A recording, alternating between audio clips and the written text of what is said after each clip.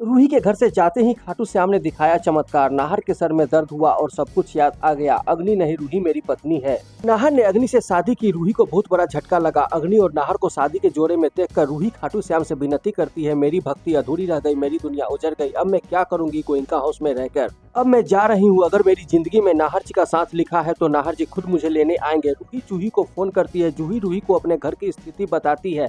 यहाँ भी कुछ ठीक नहीं है। यहाँ पर भी पलक भाभी को मलिष्का भाभी की हत्या के जुर्म में हवालात में बंद कर दिया गया है। लेकिन रूही तुम टेंशन मत लो, मैं कुछ करती हूँ। जूही रूही को उसी मंदिर में मिलने आती है जहाँ अग्नि ने नाहर से शादी की। वहाँ आकर जूही रूही को समझाती है, अग्नि की शादी कानूनी नहीं है। जब तक तुम नाहर जीजू को तलाक नहीं दोगी तब तक अग्नि की शादी मान्य नहीं। दोनों मंदिर में अग्नि की शादी का गवाह ढूंढते हैं लेकिन कोई नहीं मिलता। पंडित जी कहते हैं यहाँ तो कोई शादी नहीं हुई। जूही रूही को समझाती है, यह सब अग्नि की चाल है। रूही तुम्हारा मन इतना सुंदर है कि तुम अग्नि पे आंखें बंद करके भी भरोसा कर लेती। अग्नि इतनी बड़ी चाल चल रही है, तुम्हें भनक तक नहीं लगा। अब बहुत हुआ, तू चल मेरे साथ। रूही जूही को साथ ले जाती है। इधर खाटू श्याम बाबा चमत्कार दिखाते हैं। नाहर को थोड़ा याद आता है रूही के साथ बिताए गए पल। तभी नाहर के सर में दर्द होता है। नाहर बेहोश हो जाता है। सभी लोग नाहर को डॉक्टर के पास ले जाते हैं जहां डॉक्टर नाहर की इलाज करते हैं। डॉक्टर नाहर को कहता है, अब आप बिल्कुल ठीक हैं। नाहर डॉक्टर से पूछता है, मुझे क्या हुआ था डॉक्टर साहब। डॉक्टर नाहर को बताता है कि आपका एक्सीडेंट हो गया था, आपकी याददाश्त चली गई थी, आपकी पत्नी की वजह से आपकी जान बची थी। डॉक्टर नाहर से पूछता है, मेरी पत्नी, मेरी तो शादी भी नहीं हुई है, शायद आप अग्नि की बात कर रहे हैं। डॉक्टर साहब कहते हैं, अग्नि नहीं, रूही आपकी पत्नी है। उसी ने आपकी जान बचाई, उसने आपकी जान यमराज से छीन कर लाई है। तभी नाहर सोनी आंटी से पूछता है, डॉक्टर साहब यह क्या कह रहे हैं, रूही मेरी पत्नी है? फिर अग्नि का बच्चा किसका है? सोनी आंटी सब सच बता देती है। कहती है, रूही तुम्हारी पत्नी है, अग्नि का बच्चा तुम्हारा और रूही का है।